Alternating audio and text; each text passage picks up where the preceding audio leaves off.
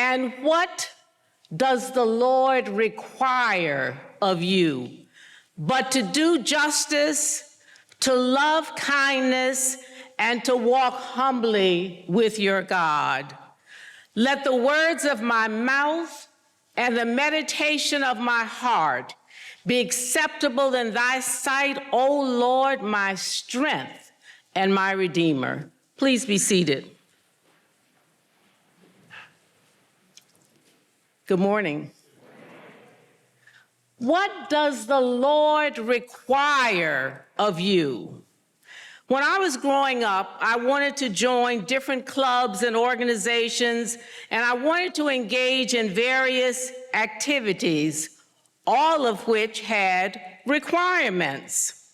I wanted to be a Brownie. I wanted to be a Girl Scout, a Jack and Jill. I wanted to be a member of the National Honor Society, all of which had requirements. When I turned 15, I wanted to get a driver's license. There were requirements to enroll in college.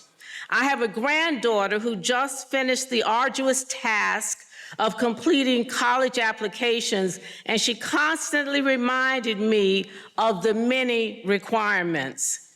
There are requirements for everything that we do. Requirements to become a deacon, requirements to become a priest, requirements to go on certain rides at amusement parks. You have to be a certain height. There are requirements to enter Arlington National Cemetery. The search committee had requirements before selecting a new rector. Lloyd Kent will tell you that if you're going to build a building, you've got to have a building permit before you start construction. There are requirements to open up a bank account. There are requirements to become a member of Delta Sigma Theta Sorority Incorporated. Black people in the South had stringent requirements before they could vote. I could go on and on and on, but you get the picture. Requirements, requirements, requirements. The requirements that Micah refers to in the passage that I cited in the beginning do not ask for an application fee. No reference letters are needed. No experience necessary. Micah simply says, he gives a succinct and a profound rule for living as children of God. And that's what we want to do. We want to live a Christian life. He urges us to do justice, to love kindness, and to walk humbly with God. This is what God requires of us. Be just, be kind, be humble. Other than this, God doesn't require anything else. This verse is very simple, but this verse encompasses a lot. God's desire is that his children should be like him, have the same mind, the same thought, and the same life. God gives these three requirements to those who choose to seek, to serve, and to worship him. Act justly, love kindness, and walk humbly with God. Now, for the next couple of minutes, let's dig a little bit deeper and look into these three requirements. The first requirement is to act justly. That simply means to live a sense of right and wrong, living a sense of a life of integrity. God wants a commitment from us to help the poor and to help those who have been victims of injustice. Our goal in life should be to help the least, the lost, and the left behind. The Bible tells us in Matthew, the 25th chapter and the 40th verse, whatever you did for the least of these, my brothers and sisters, you did for me. We act justly and pursue justice by standing with and speaking out for those who are vulnerable, mistreated, in need, or exploited. You have never really lived, and I'm going to say that again. You have never really lived until you have done something for someone who cannot repay you. Proverbs, the 19th chapter, 17th verse tells us, when you help the poor, you are lending to the Lord, and he pays wonderful interest on your loan, not like the interest at Truist Bank or Bank of America or BB&T and others. The late Reverend Dr. Martin Luther King once said, our lives begin to end the day we become silent about things that matter. In other words, we have to speak up. Our C4 project is an excellent example of how we at All Saints are speaking up and helping those who have been mistreated in the past.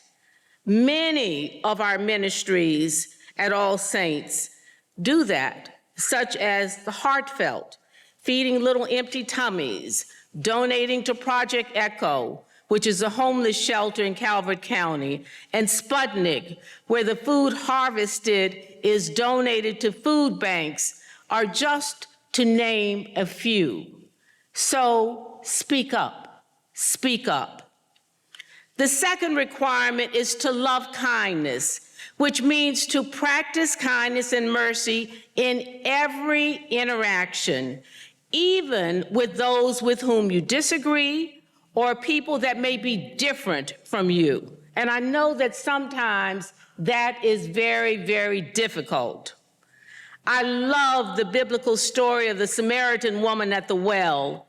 It is an excellent example of how Jesus showed kindness.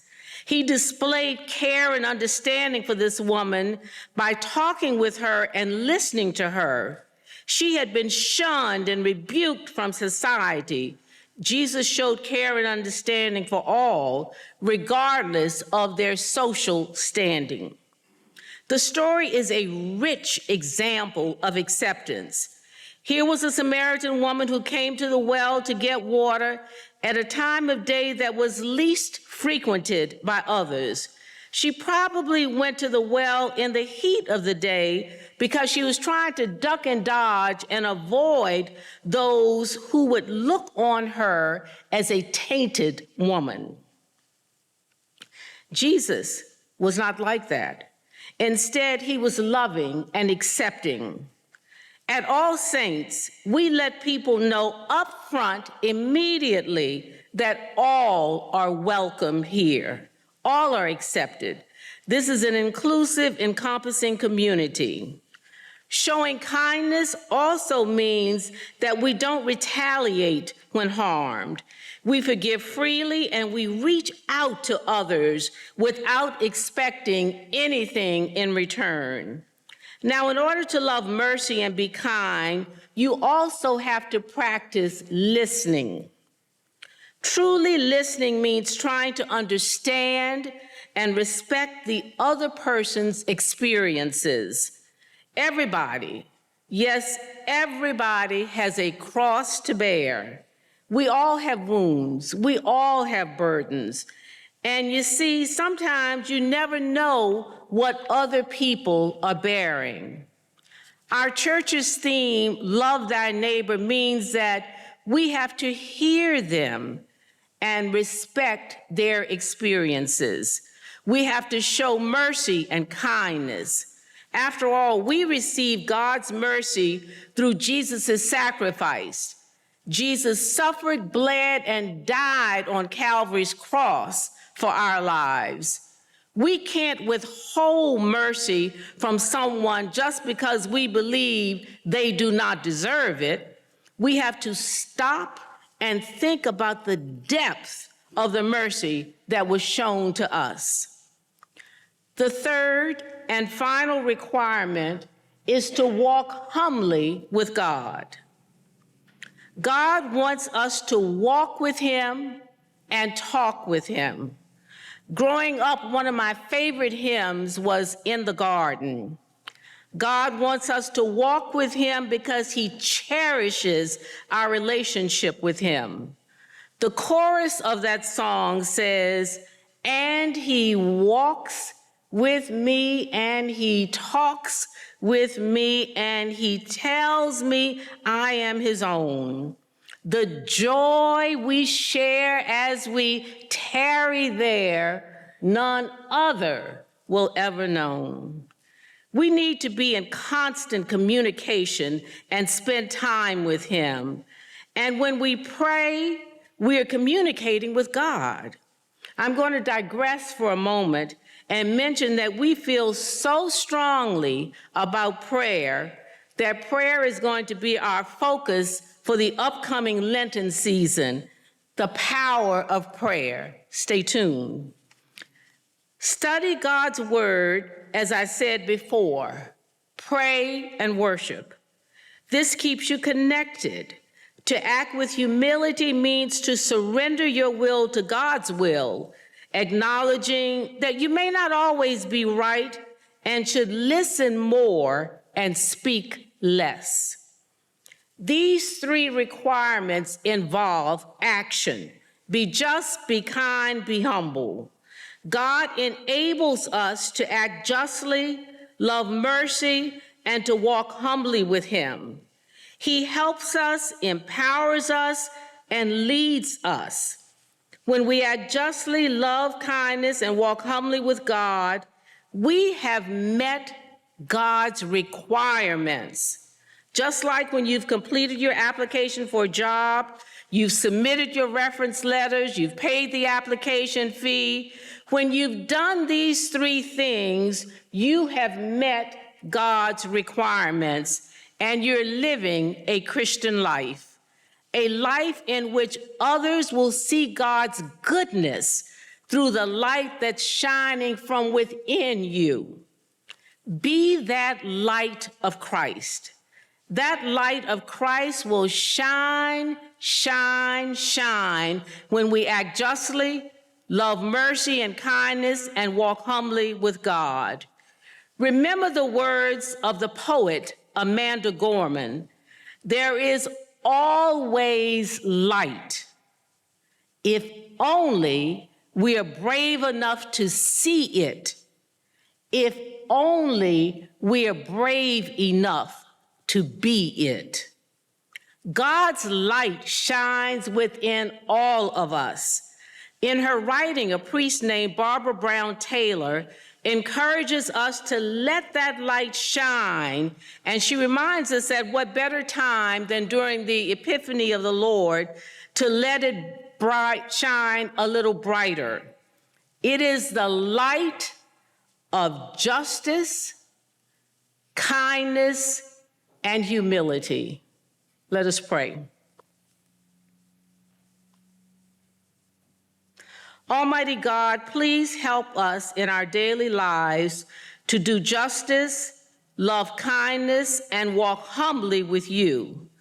We know that if we pledge to do these three requirements for you, O God, we will be living a Christian life, and the light of Christ will shine from within us, so that others will see your good works through us.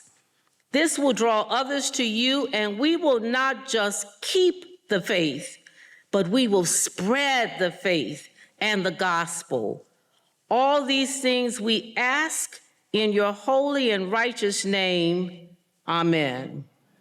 This little light of mine, I'm gonna let it shine. This little light of mine, I'm gonna let it shine. This little light of mine, I'm gonna let it shine, let it shine, let it shine, let it shine. Amen.